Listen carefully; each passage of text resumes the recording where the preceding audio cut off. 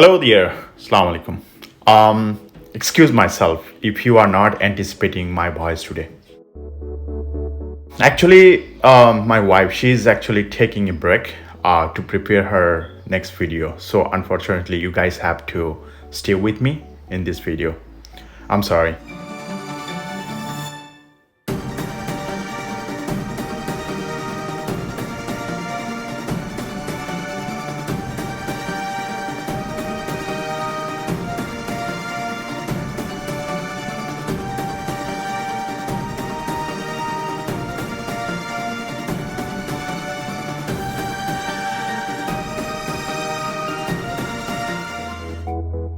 So anyway, let's talk about this content of this video. It looks like it's a hot summer day, middle of the park, and there's a lot of cars there. So, what's this event about it?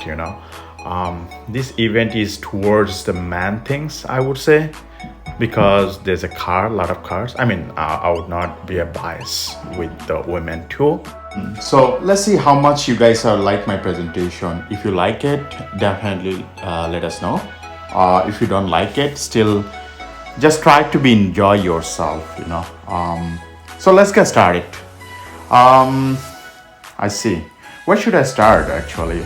Should I talk about this event or should I remember my past memory? Well, I'll pretty much cover both, just a snapshot of both. Let's not make this conversation so lengthy. Let's go back to the main topic actually. Here is a local club arrange a rubber ducks race in the canal. This year they have sold 4,000 rubber ducks to compete for the, I would say 10 top prizes. Of course, money goes to the local charity. It's a great way to communicate with the community since we have a long winter and the summer is for a few months. So yeah, it is better connection, or I would say better way to see each other and at the same time collect some money for the local charity. So along with that, they bought their own collection to show. When I say collection, meaning these cars actually to show to the public without putting the price tag on their car or the buy a ticket, which is amazing actually. Actually, that remind me my 9th grade when I went to the Jacob Javits Center in Midtown Manhattan. To see my first car show in my life. I was so excited actually. Of course, that was a commercial platform to make some money, and here is the individual interest to share their antics. That's the difference, and that's the beauty of this show actually, if you closely look at it. So I actually appreciated these guys. The reason behind is they actually spend their own money to keep this collection for a long time. When I say own money with the collection, meaning they have to take care of this very well. You cannot keep it outside, compromise with the mother nature. So I know a few folks actually. I can recognize one of the guy who was my neighbor in 2012 when I was a bachelor. And I saw that guy actually, he was working actually in auto body shops, but he has a very good love and interest in this kind of cars and collection. And he kept this car actually in the garage.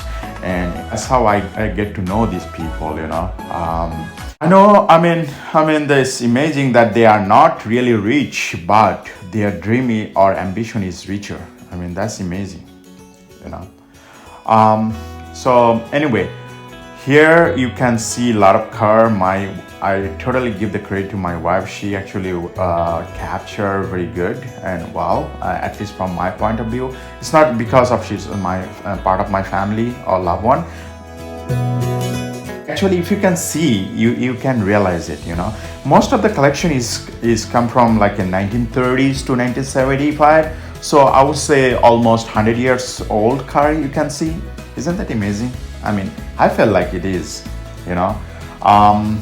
Anyway, if you are not fan of this collection, or if you not yet to get boring, I would say please bear with me for a moment. You might like it, or probably, if you just try to see a couple of times this video, I'm pretty sure or kind of guarantee you that you will next time go to your local car show, or at least you can take your kids, or if you are not married, probably take your girlfriend or wives, or a loved one, I would say.